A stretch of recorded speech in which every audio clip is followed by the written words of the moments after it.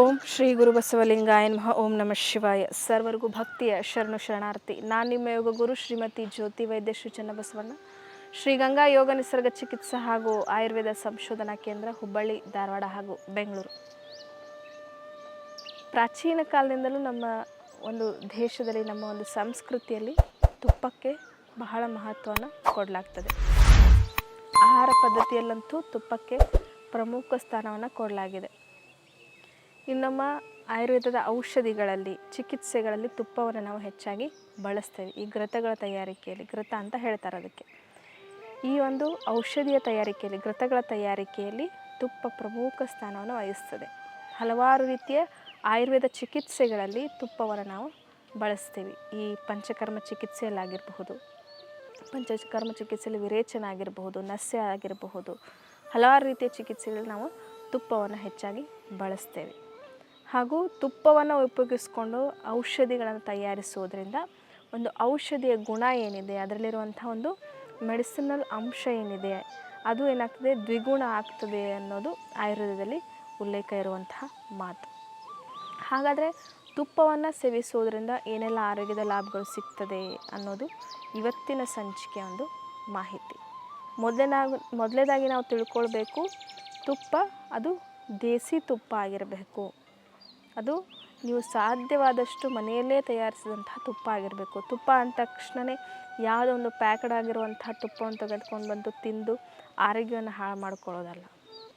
ತುಪ್ಪ ಅಂದ ತಕ್ಷಣ ಎಲ್ಲರ ತಲೆಗೇನು ಬರ್ತದೆ, ಈ ಪ್ಯಾಕ್ಡ್ ಅಂತ ಬ್ರ್ಯಾಂಡೆಡ್ ಐಟಮ್ಗಳು, ಒಂದು ಬ್ರ್ಯಾಂಡನ್ನು ಕ್ರಿಯೇಟ್ ಮಾಡಿ ಮಾರ್ಕೆಟ್ ಮಾಡುವಂತಹ ತುಪ್ಪಗಳನ್ನು ನಾವು ಹೆಚ್ಚಾಗಿ ಇವತ್ತು ತಿಂತಾ ಇದ್ದೀವಿ. ಯಾಕಂತ ಹೇಳಿದ್ರೆ, ಮೊದಲೇನಾಗ್ತಾಯಿತ್ತು, ಪ್ರತಿಯೊಂದು ಊರಲ್ಲೂ, ಪ್ರತಿಯೊಂದು ಹಳ್ಳಿಯಲ್ಲೂ ಕೂಡ ಹೈನುಗಾರಿಕೆ ಇರ್ತದೆ. ಪ್ರತಿಯೊಬ್ಬರ ಮನೆಯಲ್ಲೂ ಆಕಳುಗಳು ಇರ್ತಾಯಿದ್ದು, ಹೈನುಗಾರಿಕೆ ಇರ್ತಾಯಿತ್ತು. ಮತ್ತು ಕೃಷಿ ಪ್ರಧಾನವಾದಂತಹ ದೇಶ ನಮ್ಮದು. ಹೀಗಾಗಿ ಪ್ರತಿಯೊಬ್ಬರ ಮನೆಯಲ್ಲೂ ಕೂಡ ಈ ಕುರಿ ಸಾಕಾಣಿಕೆ ಆಗಿರಬಹುದು, ಆಡು ಸಾಕಾಣಿಕೆ ಆಗಿರಬಹುದು, ಆಕಳುಗಳ ಸಾಕಾಣಿಕೆ, ಪ್ರತಿಯೊಂದು ಕೂಡ ಎಲ್ಲರ ಮನೆಯಲ್ಲೂ ಕಾಣಿಸ್ತಾ ಇತ್ತು. ಹೀಗಾಗಿ ಸಹಜವಾಗಿ ಎಲ್ಲರ ಮನೆಯಲ್ಲೂ ಆರೋಗ್ಯಕರವಾದಂಥ ಆಹಾರ ಪದ್ಧತಿ ಇತ್ತು. ಎಲ್ಲರೂ ಏನು ಮಾಡ್ತಾಯಿದ್ರು, ಮನೆಯಲ್ಲಿ ತುಪ್ಪವನ್ನು ತಯಾರಿಸಿ ತಿಂತಾಯಿದ್ರು. ಆಮೇಲೆ ಇರದೇ ಇದ್ದರೂ ಕೂಡ ಸಹಜವಾಗಿ ಸಿಗುವಂತಹ ಒಂದು ವಸ್ತು ಆಗಿತ್ತು ಆವಾಗದು.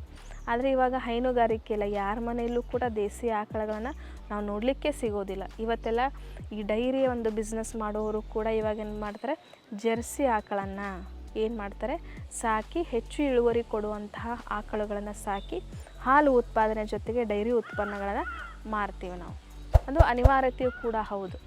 ಹಾಗಾಗಿ ನಾವೇನು ಮಾಡಬೇಕು, ತುಪ್ಪವನ್ನು ತಿನ್ನಲೇಬೇಕು ಅನ್ನೋರು, ಆರೋಗ್ಯವನ್ನು ದೃಷ್ಟಿಯಿಂದ ತುಪ್ಪವನ್ನು ತಿನ್ನಬೇಕನ್ನೋರು, ನೀವು ಖಂಡಿತವಾಗಿಯೂ ಸ್ವಲ್ಪ ಪರಿಶೀಲಿಸಿ ಏನು ಮಾಡಬೇಕು, ದೇಸಿ ತುಪ್ಪವನ್ನು, ಅದು ದೇಸಿ ಆಕಳದ ತುಪ್ಪವನ್ನು ಕೂಡ ನೀವು ಹುಡುಕಿ ತಿನ್ನಬೇಕು. ತುಪ್ಪ ಅಂದ ತಕ್ಷಣ ಯಾವುದೋ ಒಂದು ತೊಗೊಂಡು ತಿಂದು ಆರೋಗ್ಯವನ್ನು ಹಾಳು ಮಾಡ್ಕೊಳ್ಳೋದು, ಅಯ್ಯೋ ನಾವು ಯೂಟ್ಯೂಬ್ದಲ್ಲಿ ನೋಡಿದ್ವಿ ತುಪ್ಪ ತಿನ್ನು ಅಂತ ಹೇಳಿದರು, ಹಾಗೆ ಹೀಗೆ ಅಂದರೆ ನೀವು ಅರ್ಧಂಬರ್ಧ ಇನ್ಫಾರ್ಮೇಷನ್ ತೊಗೊಂಡು ಯಾವುದೇ ರೀತಿಯ ಮನೆಮದ್ದುಗಳನ್ನಾಗಲಿ, ಯಾವುದೇ ರೀತಿ ಸಲಹೆಗಳನ್ನಾಗಲಿ ಫಾಲೋ ಮಾಡಬಾರ್ದು. ಹೀಗಾಗಿ ತುಪ್ಪ ಅಂದ ತಕ್ಷಣ ಅದು ದೇಸಿ ಆಕಳ ತುಪ್ಪ ಆಗಿರಬೇಕು ಅನ್ನೋದು ವಿಶೇಷ ಸೂಚನೆ.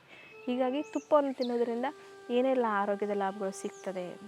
ಮೊದಲನೇದಾಗಿ, ತುಪ್ಪವನ್ನು ಸೇವಿಸೋದ್ರಿಂದ ಮಲಬದ್ಧತೆ ಕಡಿಮೆ ಆಗ್ತದೆ. ಇವತ್ತು ಪ್ರತಿಯೊಬ್ಬರಲ್ಲೂ ನಾವು ನೋಡ್ತೀವಿ, ಪ್ರತಿಯೊಬ್ಬರಲ್ಲೂ ಮಲಬದ್ಧತೆ ಇದೆ ಅನ್ನೋದು ಕೂಡ ಅವ್ರಿಗೆ ಗೊತ್ತಾಗ್ತಿರೋ ಇದಲ್ಲ. ಬರ್ತಾರೆ ಎಷ್ಟೋ ರೋಗಿಗಳು, ಸಮಸ್ಯೆ ಇರೋರು ಬರ್ತಾರಲ್ಲ, ಬೇದಿ ಸರಿಯಾಗಿ ಆಗ್ತದೆ ಅಂತ ಕೇಳಿದ್ರೆ ಆಗ್ತದೆ ಅಂತ ಹೇಳ್ತಾರೆ. ಎಷ್ಟು ಸಾರಿ ಆಗ್ತದೆ? ದಿನ ಬೆಳಿಗ್ಗೆ ಒಂದು ಸಾರಿ ಆಗ್ತದೆ. ಆಯುರ್ವೇದದಲ್ಲಿ 3 ಮಲ 6 ಜಲ ಅಂತ ಹೇಳ್ತಾರೆ. ಅಂತ ಹೇಳಿದ್ರೆ ಬೆಳಿಗ್ಗೆ ತಿಂದಿರುವಂಥ ಆಹಾರ ಮಧ್ಯಾಹ್ನ ಮತ್ತು ಆಹಾರ ಸೇವಿಸೋದ್ರೊಳಗೆ ಅದು ಕ್ಲಿಯರ್ ಆಗಿರಬೇಕು, ಬೇದಿ ಆಗಿರಬೇಕು. ಅದು ಕನಿಷ್ಠ 2 ಹೊತ್ತಾದರೂ ಸರಿಯಾಗಿ ಬೇದಿ ಆಗಬೇಕು. ಬೇದಿ ಆದ ತಕ್ಷಣ ಹೊಟ್ಟೆ ಖಾಲಿ ಅನ್ನಿಸ್ಬೇಕು. ಹಾಗೆ ಅನಿಸೋದೇ ಇಲ್ಲ, ತುಂಬ ಜನಕ್ಕೆ ಅನಿಸೋದಿಲ್ಲ. ಅದು ನಮ್ಗೆ ಮಲಬದ್ಧತೆ ಇದೆ ಅಂತಲೂ ಪಾಪ ಅವ್ರಿಗೆ ತಿಳ್ಕೊಳ್ಳಿಕ್ಕಾಗೋದಿಲ್ಲ. ಅಷ್ಟೊಂದು ಆರೋಗ್ಯದ ಬಗ್ಗೆ, ನಮ್ಮ ದೇಹದ ಬಗ್ಗೆ ನಮಗಿವತ್ತು ಒಂದು ಸಾಮಾನ್ಯ ಜ್ಞಾನ ಇಲ್ಲದೆ ಇರೋದು ತುಂಬ ಒಂದು ಕೆಟ್ಟ ವಿಚಾರ ಅಂತ ಹೇಳ್ಬೋದು. ಹಾಗಾಗಿ ನಾವು ಏನು ಮಾಡಬೇಕು, ನೀವು ಇಂಥ ಬರುವಂಥ ಟಿಪ್ಸ್ಗಳನ್ನು ಪ್ರತಿಯೊಂದನ್ನು ತಿಳ್ಕೊಳ್ಳೋ ಪ್ರಯತ್ನ ಮಾಡಬೇಕು. ಜಸ್ಟ್ ನೀವು ಡಾಕ್ಟರ್ ಆಗೋದು ಬೇಡ, ನಿಮ್ಮ ಆರೋಗ್ಯಕ್ಕೆ ಬೇಕಾದಂಥ ಸಣ್ಣ ಪುಟ್ಟ ವಿಷಯಗಳನ್ನಾದರೂ ನಾವು ತಿಳ್ಕೊಳ್ಬೇಕು ಅನ್ನೋದು ಒಂದು ನಿಮಗೆ ಸೂಚನೆ. ಹೀಗಾಗಿ ಮಲಬದ್ಧತೆ ಸಮಸ್ಯೆ ಇರುವವರು ಏನು ಮಾಡಬೇಕು, ತುಪ್ಪವನ್ನು ಸೇವಿಸ್ತಾ ಬರಬೇಕು. ಇದೇನು ಮಾಡ್ತದೆ, ಒಳಗಡೆ ಕರಳುಗಳನ್ನು ಮೃದುಗೊಳಿಸ್ತದೆ. ಕರಳುಗಳಲ್ಲಿ ಕಟ್ಕೊಂಡಂತಹ ಮಲವನ್ನು ಹೊರಹಾಕಲಿಕ್ಕೆ ಸಹಾಯ ಮಾಡ್ತದೆ. ಮೃದು ವಿರೇಚನದ ಥರ ಇದು ಕೆಲಸ ಮಾಡ್ತದೆ. ಹೀಗಾಗಿ ನೀವೇನು ಮಾಡಬೇಕು, ರಾತ್ರಿ ಮಲಗೋವಾಗ ಅಥವಾ ಬೆಳಗ್ಗೆ ಎದ್ದ ತಕ್ಷಣ ಖಾಲಿ ಹೊಟ್ಟೆಯಲ್ಲಿ ಒಂದು 3-4 ಸ್ಪೂನ್ ತುಪ್ಪವನ್ನು ಸೇವಿಸಿ ಬಿಸಿ ನೀರು ಕುಡಿದು ಏನು ಮಾಡಬೇಕು, ಸಣ್ಣ ಪುಟ್ಟ ಎಕ್ಸಸೈಸ್ಗಳನ್ನು ಮಾಡಬೇಕು. ಅಥವಾ ಬ್ರಿಸ್ ವಾಕ್ ಮಾಡೋದ್ರಿಂದ ಏನಾಗ್ತದೆ, ನಿಮ್ಮ ಮಲಬದ್ಧತೆ ಸಮಸ್ಯೆ ಕಡಿಮೆ ಆಗ್ತಾ ಬರ್ತದೆ. ಯಾರೆಷ್ಟು ತಗೋಬೇಕು ಅನ್ನೋದು ಅಳತೆಯನ್ನು ನಿಮ್ಮ ದೇಹನೇ ನಿಮ್ಗೆ ತಿಳಿಸ್ಕೊಡ್ತದೆ. ನೀವು ಮೊದಲು ಪ್ರಯತ್ನ ಮಾಡ್ತಾ ಇದ್ದೀರಾ ಅಂತ ಹೇಳಿದ್ರೆ ಮೊದಲೊಂದು 2 ಸ್ಪೂನ್ ತೊಗೊಂಡು ನೋಡಿ. ತುಂಬ ಆಗ್ತಿದೆ ಅಂದರೆ ಕಡಿಮೆ ಮಾಡ್ಬೋದು, ಇಲ್ಲ ಆಗಿಲ್ಲ ಅಂದರೆ ಇನ್ನೂ ಒಂದು ಹೆಚ್ಚು ಮಾಡಬಹುದು. ಅದು ನಿಮ್ಮ ದೇಹಕ್ಕೆ ಅನುಸಾರವಾಗಿ ನೀವು ಅದನ್ನು ಸೆಟ್ ಮಾಡ್ಕೋಬೇಕು, ಕ್ವಾಂಟಿಟಿ ಎಷ್ಟು ಬೇಕು ಅನ್ನೋದನ್ನು. ಇನ್ನು ಇದಾದಮೇಲೆ ಏನಾಗ್ತದೆ, ಈ ತುಪ್ಪವನ್ನು ಸೇವಿಸೋದ್ರಿಂದ ಏನಾಗ್ತದೆ, ಜೀರ್ಣಾಂಗ ವ್ಯವಸ್ಥೆ ಚೆನ್ನಾಗಿ ಕೆಲಸ ಮಾಡ್ತದೆ. ಯಾರಿಗೆ ಅಜೀರ್ಣದ ಸಮಸ್ಯೆ ಇದೆ, ಜೀರ್ಣ ಸರಿಯಾಗಿ ಆಗೋದಿಲ್ಲ ಅನ್ನೋರು ತುಪ್ಪವನ್ನು ಸೇವಿಸಬೇಕು. ಇದು ದೇಹದಲ್ಲಿರುವಂತಹ ಅಗ್ನಿಯನ್ನು, ಅಂದರೆ ಹೊಟ್ಟೆಯಲ್ಲಿರುವಂತಹ ಅಗ್ನಿಯನ್ನು ಡೈಜೆಸ್ಟಿವ್ ಫೈಯರ್ ಅಂತ ನಾವು ಹೇಳ್ತೀವಿ, ಅದನ್ನು ಉದ್ದೀಪನ ಮಾಡೋದರಲ್ಲಿ ತುಪ್ಪ ಒಳ್ಳೆಯ ರೀತಿಯಲ್ಲಿ ಕೆಲಸ ನಿರ್ವಹಿಸ್ತದೆ. ಹೀಗಾಗಿ ಯಾರಿಗೆ ಅಜೀರ್ಣದ ಸಮಸ್ಯೆ ಇದೆ, ಜೀರ್ಣ ಸರಿಯಾಗಿ ಆಗೋದಿಲ್ಲ ಅನ್ನೋರು ತುಪ್ಪವನ್ನು ಸೇವಿಸ್ತಾ ಬರಬೇಕು. ನೋಡಿ, ನಮ್ಮ ಸಂಪ್ರದಾಯದಲ್ಲಿ ನಮ್ಮ ಆಹಾರ ಪದ್ಧತಿಯಲ್ಲಿದೆ, ಯಾವುದಾದ್ರೂ ಸ್ವೀಟ್ಗಳನ್ನು, ಸಿಹಿ ಪದಾರ್ಥಗಳನ್ನು ಮಾಡಿದಾಗ, ಈ ಹೋಳಿಗೆಯನ್ನು ಒಬ್ಬಟ್ಟು ಅಂತ ಏನು ಹೇಳ್ತೀವಿ, ಹೋಳಿಗೆ ಅಂತ ಏನು ಹೇಳ್ತೀವಿ, ಅಥವಾ ಈ ಗೋಧಿ ಹುಗ್ಗಿ ಅಂತ, ಅಂದರೆ ಹಲವಾರು ರೀತಿಯ ಸ್ವೀಟ್ಗಳನ್ನು, ಸಿಹಿ ಖಾದ್ಯಗಳನ್ನ ಮಾಡಿದಾಗ ಅದರ ಜೊತೆ ತುಪ್ಪವನ್ನು ತಿನ್ನೋದು ರೂಢಿಯಲ್ಲಿದೆ. ಇದು ಟೇಸ್ಟನ್ನು ಹೆಚ್ಚಿಸೋದ್ರ ಜೊತೆಗೆ ಒಂದು ಗುಣ ಆದರೆ, ಅದನ್ನು ಸ್ವೀಟ್ ಜೊತೆ ತುಪ್ಪವನ್ನು ಸೇವಿಸೋದ್ರಿಂದ ಅದು ಜೀರ್ಣ ಮಾಡ್ತದೆ. ಹೀಗಾಗಿ ನಮ್ಮ ಒಂದು ಸಂಪ್ರದಾಯದಲ್ಲಿ, ಭಾರತೀಯ ಒಂದು ಆಹಾರ ಪದ್ಧತಿಯಲ್ಲಿ ಸಿಹಿ ತಿನಿಸುಗಳ ಜೊತೆ, ಸಿಹಿ ಆಹಾರ ಪದಾರ್ಥಗಳ ಜೊತೆ ತುಪ್ಪವನ್ನು ಸೇವಿಸೋದನ್ನು ನಮ್ಮ ಹಿರಿಯರು ರೂಢಿಯಲ್ಲಿಟ್ಟಿದ್ದಾರೆ. ಕಾರಣ, ಇದು ಸೇವಿಸಿರೋ ಆಹಾರವನ್ನು ಜೀರ್ಣ ಮಾಡಲಿಕ್ಕೆ ಸಹಾಯ ಮಾಡ್ತದೆ. ಹೀಗಾಗಿ ತುಪ್ಪವನ್ನು ನಾವು ಸೇವಿಸ್ತಾ ಬರಬೇಕು. ಇನ್ನು ಯಾರಿಗೆಲ್ಲ ಈ ನಿದ್ರಾಹೀನತೆ ಸಮಸ್ಯೆ, ಸರಿಯಾಗಿ ನಿದ್ದೆ ಬರೋದಿಲ್ಲ, ಈ ಎಲೆಕ್ಟ್ರಾನಿಕ್ ಐಟಮ್ಗಳನ್ನು, ಮೊಬೈಲು, ಲ್ಯಾಪ್ಟಾಪ್ ನೋಡಿದ್ರೆ ನಿದ್ದೆ ಬರದೇ ಇರೋದು ಅದು ಬೇರೆ ವಿಷಯ. ಆದರೆ ಎಲ್ಲ ಚೆನ್ನಾಗಿದೆ, ಹೆಲ್ತ್ ಚೆನ್ನಾಗಿದ್ರೂ ಕೂಡ ನಿದ್ದೆ ಸರಿಯಾಗಿ ಬರ್ತಾ ಇಲ್ಲ, ನಿದ್ರಾಹೀನತೆ ಸಮಸ್ಯೆ ಇದೆ ಅನ್ನೋರು, ನೀವು ಪ್ರತಿನಿತ್ಯ ಏನು ಮಾಡಬೇಕು, ರಾತ್ರಿ ಮಲಗುವಾಗ 2 ಮೂಗಿನ ಹೊಳ್ಳೆಯಲ್ಲಿ ದೇಸಿ ತುಪ್ಪ, ನಾನು ಹೇಳ್ತಾ ಇರೋದು ದೇಸಿ ತುಪ್ಪದ ಇನ್ಫಾರ್ಮೇಷನ್, ನಾನೇನೇನು ಹೇಳಿದ್ರು ದೇಸಿ ತುಪ್ಪವನ್ನು ಉಪಯೋಗಿಸ್ಕೊಂಡು ನೀವು ಇದನ್ನು ಪ್ರಯತ್ನ ಮಾಡಬೇಕು.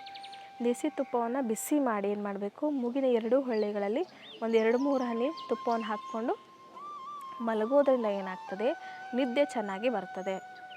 ಹೀಗಾಗಿ ನೀವೇನು ಮಾಡಬೇಕು, ಯಾರಿಗೆ ಈ ಅಲರ್ಜಿ ಸಮಸ್ಯೆ ಇದೆ, ಅಲರ್ಜಿ ಸಮಸ್ಯೆ ಇರೋರು ಕೂಡ ಈ ಸೈನಟಿಕ್ ಪ್ರಾಬ್ಲಮ್ ಇರ್ತದೆ, ಅಲರ್ಜಿ, ಈ ಧೂಳಿಗೆ ಹೋದ ಅಲರ್ಜಿ ಆಗುವಂಥದ್ದು, ಪದೇ ಪದೇ ಸೀನ್ ಬರುವಂಥದ್ದು, ನೆಗಡಿ ಆಗುವಂಥದ್ದು, ಮೂಗು ಸೋರುವಂಥದ್ದು, ಹೀಗೆ ಹಲವಾರು ರೀತಿಯ ಅಲರ್ಜೆಟಿಕ್ ಪ್ರಾಬ್ಲಮ್ಗಳು ಇರೋರು ನೀವೇನು ಮಾಡಬೇಕು, ಮೂಗಿಗೆ ತುಪ್ಪವನ್ನು ಹಾಕ್ಕೊಂಡು ಮಲ್ಕೋಬೇಕು. ಇದರಿಂದ ಕೂಡ ನಿಮ್ಮ ಈ ಅಲರ್ಜಿ ಸಮಸ್ಯೆ ಕಡಿಮೆ ಆಗ್ತದೆ ಮತ್ತು ನಿದ್ರಾಹೀನತೆಯ ಸಮಸ್ಯೆ ಕಡಿಮೆ ಆಗ್ತದೆ. ಇನ್ನು ತುಂಬ ಜನಕ್ಕೆ ಒಂದು ಕಲ್ಪನೆ ಇದೆ, ತುಪ್ಪ ತಿನ್ನೋದ್ರಿಂದ ದಪ್ಪ ಆಗ್ತಾರೆ. ಖಂಡಿತ ದಪ್ಪ ಆಗ್ತಾರೆ, ಆದರೆ ಯಾವ ರೀತಿ ತುಪ್ಪ ತಿಂತೀರಾ ಅನ್ನೋದು ತುಂಬ ಮುಖ್ಯ. ನಾನು ಹೇಳಿದೆ, ಈ ಪ್ಯಾಕ್ಡ್ ಐಟಮ್ಗಳನ್ನು ತಿನ್ನೋದ್ರಿಂದ ಖಂಡಿತ ನೀವು ದಪ್ಪ ಆಗ್ತೀರಾ, ಖಂಡಿತವಾಗಿ ನಿಮ್ಮ ದೇಹದಲ್ಲಿ ಕೆಟ್ಟ ಕೊಬ್ಬು ಹೆಚ್ಚಾಗ್ತಾ ಹೋಗ್ತದೆ. ಹೀಗಾಗಿ ಸಾಧ್ಯವಾದಷ್ಟು ದೇಸಿ ತುಪ್ಪವನ್ನು ನೀವು ಬಳಸಬೇಕು. ತುಂಬ ದಪ್ಪ ಇದ್ದೀರಾ ಅಂತ ಹೇಳಿದ್ರೆ ನೀವು ಖಂಡಿತ ದೇಸಿ ತುಪ್ಪವನ್ನು ಬಳಸಬೇಕು. ತುಂಬ ತೆಳ್ಳಗಿದ್ದೀರಾ, ವೃಕ್ಷ ಶರೀರ ಇದೆ, ದಪ್ಪ ಆಗಬೇಕು ಅನ್ನೋರು ಎಮ್ಮೆ ತುಪ್ಪವನ್ನು ಬಳಸ್ಬೋದು. ಅದರಲ್ಲಿ ಹೆಚ್ಚು ಕೊಬ್ಬಿನಾಂಶ ಇರೋದರಿಂದ ಏನಾಗ್ತದೆ, ನಿಮ್ಮ ಮಾಂಸಖಂಡಗಳು ತುಂಬ ಬೇಗ ಬೆಳವಣಿಗೆ ಆಗ್ತದೆ, ದೇಹದಲ್ಲಿ ಫ್ಯಾಟು ತುಂಬ ಬೇಗ ಹೆಚ್ಚಾಗ್ತದೆ. ಹೀಗಾಗಿ ತುಂಬ ತೆಳ್ಳಗಿರೋರು ದಪ್ಪ ಆಗಬೇಕಂದ್ರೆ ಎಮ್ಮೆ ತುಪ್ಪವನ್ನು ಬಳಸಬಹುದು. ಅಥವಾ ಸಹಜವಾಗಿ ಆರೋಗ್ಯದ ದೃಷ್ಟಿಯಿಂದ ತಿಂತಾ ಇದ್ದೀವಿ, ತೆಳ್ಳಗಾಗಬೇಕು ಅಂತ ಹೇಳಿದ್ರೆ ನೀವು ಆಕಳ ತುಪ್ಪವನ್ನು ಸೇವಿಸಬೇಕು. ಇನ್ನು BP, ಶುಗರ್ ಸಮಸ್ಯೆ ಇರೋರು, ಹೃದಯದ ಸಮಸ್ಯೆ ಇರೋರು ಯಾರು ಬೇಕಾದರೂ ತುಪ್ಪವನ್ನು ಸೇವಿಸ್ಬೋದು. ಏಕೆಂದರೆ ಇದು ದೇಹದಲ್ಲಿರುವಂಥ ಕೆಟ್ಟ ಕೊಬ್ಬಿನಾಂಶವನ್ನು ಕಡಿಮೆ ಮಾಡ್ತದೆ ಮತ್ತು ಬ್ಲಾಕೇಜ್ಗಳನ್ನು ತೆಗಿತದೆ. ಹೀಗಾಗಿ ನೀವೇನು ಮಾಡಬೇಕು, ಮಲಬದ್ಧತೆ ಸಮಸ್ಯೆಯನ್ನು ಕಡಿಮೆ ಮಾಡ್ತದೆ. ಇವೆಲ್ಲವೂ ಒಳ್ಳೆಯ ಆರೋಗ್ಯದ ಲಕ್ಷಣಗಳೇ, ಆರೋಗ್ಯವನ್ನು ವೃದ್ಧಿಸುವಂತಹ ಲಕ್ಷಣಗಳೇ. ಹೀಗಾಗಿ ನಿಮ್ಮ ಸಮಸ್ಯೆ, ಆರೋಗ್ಯದ ಸಮಸ್ಯೆ, ಕಿಡ್ನಿ ಸಮಸ್ಯೆ ಆಗಿರಬಹುದು. ಅಂದರೆ ಕಿಡ್ನಿ ಸಮಸ್ಯೆ ಅಂದರೆ ಈ ಕ್ರಿಯಾಟಿನ್ ಲೆವೆಲ್ ಹೆಚ್ಚಾದವರು ಅಂತಾರಲ್ಲ, ಸಾಮಾನ್ಯವಾಗಿ ಸಮಸ್ಯೆ ಇರುವಂಥವರು ಸೇವಿಸಬಹುದು. ಹೃದಯ ಸಮಸ್ಯೆ ಇರೋರು, BP, ಶುಗರ್ ಇರೋರು ಯಾರು ಬೇಕಾದರೂ ಸೇವಿಸಬಹುದು. ಆದರೆ ತುಪ್ಪ ಮಾತ್ರ ಶುದ್ಧವಾಗಿರಬೇಕು ಅನ್ನೋ ಮಾತನ್ನು ನಾವು ತಿಳ್ಕೊಳ್ಬೇಕು. ಇನ್ನು ಇದನ್ನು ಚರ್ಮದ ಒಂದು ಸಮಸ್ಯೆಗೂ ಕೂಡ ಉಪಯೋಗಿಸ್ಕೋಬಹುದು. ಇವಾಗ ನಾವು ಅಭ್ಯಂಗ ಅಂತ ಮಾಡ್ತೀವಿ, ಮಸಾಜ್ ಮಾಡ್ತೀವಿ. ಈಗ ನಿಮ್ಗೆ ತುಂಬ ಡ್ರೈ ಸ್ಕಿನ್ ಇದೆ, ತುಂಬ ಹೊಟ್ಟು ಹಾರುತ್ತೆ ಚರ್ಮ ಅಂತ ಅನ್ನೋರು ತುಪ್ಪದಿಂದ ವಾರಕ್ಕೊಂದು ಸರಿ ಮಸಾಜ್ ಮಾಡ್ಕೋಬಹುದು, ಅಥವಾ ತಿಂಗಳಿಗೆ ಒಂದು ಸಾರಿ ಕೂಡ ಮಾಡ್ಕೋಬಹುದು. ಇಲ್ಲ ತುಪ್ಪವನ್ನು ಸೇವಿಸೋದ್ರಿಂದ ಕೂಡ ದೇಹದ ಶುಷ್ಕತೆಯನ್ನು ಚೆನ್ನಾಗಿ ಕಾಪಾಡ್ಕೊಳ್ಬೋದು, ದೇಹದಕ್ಕೆ ಒಳ್ಳೆ ರೀತಿಯ ಮಾಯ್ಶ್ಚರೈಸ್ ಆಗಿ ಕೆಲಸ ಮಾಡ್ತದೆ. ಇನ್ನು ಕಣ್ಣಿನ ಸಮಸ್ಯೆ ಇರುವವರು, ಕಣ್ಣಿನ ಸಮಸ್ಯೆ ಏನಿರೋರು ಏನು ಮಾಡಬೇಕು, ರಾತ್ರಿ ಮಲಗುವಾಗ ಒಂದೊಂದು ಹನಿ ತುಪ್ಪವನ್ನು ಕಣ್ಣಿಗೆ ಹಾಕ್ಕೊಂಡು ಮಲ್ಕೊಳ್ಳೋದ್ರಿಂದ ಈ ಬ್ಯಾಕ್ಟೀರಿಯಲ್ ಇನ್ಫೆಕ್ಷನ್ಗಳಾಗಿರೋದು, ಕಣ್ಣಿಗೆ ಬರುವಂಥ ಸಣ್ಣ ಪುಟ್ಟ ಇನ್ಫೆಕ್ಷನನ್ನು ತಡೆಗಟ್ಟಬಹುದು. ಇನ್ನು ಇದರಲ್ಲಿ ವಿಟಮಿನ್ ಎ ಇದೆ, ವಿಟಮಿನ್ ಸಿ ಇದೆ, ವಿಟಮಿನ್ ಡಿ ಇದೆ. ಇವೆಲ್ಲವೂ ಕೂಡ ಆರೋಗ್ಯಕ್ಕೆ ಒಂದಲ್ಲ ಒಂದು ರೀತಿಯ ಒಳ್ಳೆಯ ಒಂದು ಕೆಲಸವನ್ನು ಮಾಡ್ತದೆ. ವಿಟಮಿನ್ ಎ ಇರೋದ್ರಿಂದ ಕಣ್ಣಿನ ಆರೋಗ್ಯನ ಚೆನ್ನಾಗಿ ಕಾಪಾಡ್ತದೆ, ದೃಷ್ಟಿ ಚೆನ್ನಾಗಿರ್ತದೆ, ಸಹಜವಾಗಿ ಮಂದಾಗುವಂತಹ ದೃಷ್ಟಿಯ ಸಮಸ್ಯೆಯನ್ನು ಏನು ಮಾಡ್ತದೆ, ಇದು ಕಡಿಮೆ ಮಾಡ್ತದೆ. ಹೀಗಾಗಿ ಎಲ್ಲ ರೀತಿಯಿಂದನೂ ಕೂಡ ತುಪ್ಪ ಒಳ್ಳೆಯ ರೀತಿಯಲ್ಲಿ ನಮ್ಮ ದೇಹಕ್ಕೆ ಒಳ್ಳೆಯ ಒಂದು ಆರೋಗ್ಯವನ್ನು ಕೊಡ್ತದೆ. ಹೀಗಾಗಿ ತುಪ್ಪವನ್ನು ಎಲ್ಲರೂ ಸೇವಿಸಬೇಕು, ಆದರೆ ತುಪ್ಪದ ಆಯ್ಕೆ ನಿಮ್ಮ ಕೈಲಿರ್ತದೆ. ಹೀಗಾಗಿ ಒಳ್ಳೆಯ ತುಪ್ಪವನ್ನು ಆಯ್ದು ತಿನ್ನೋದರಿಂದ ಒಳ್ಳೆಯ ಆರೋಗ್ಯದ ಲಾಭಗಳನ್ನು ಪಡಿಬಹುದು ಅನ್ನೋ ಮಾತನ್ನು ತಿಳಿಸ್ತಾ, ಯಾವುದೇ ರೀತಿಯ ಆರೋಗ್ಯದ ಸಮಸ್ಯೆಗಳಿದ್ದರೆ, ಯಾವುದೇ ರೀತಿ ನಿಮ್ಮ ಪ್ರಶ್ನೆಗಳಿದ್ದರೆ ಸಂಪರ್ಕ ಮಾಡಬಹುದು ಅನ್ನೋ ಮಾತನ್ನು ತಿಳಿಸ್ತಾ ಎಲ್ಲರಿಗೂ ಭಕ್ತಿಯ ಶರಣಾರ್ಥಿ.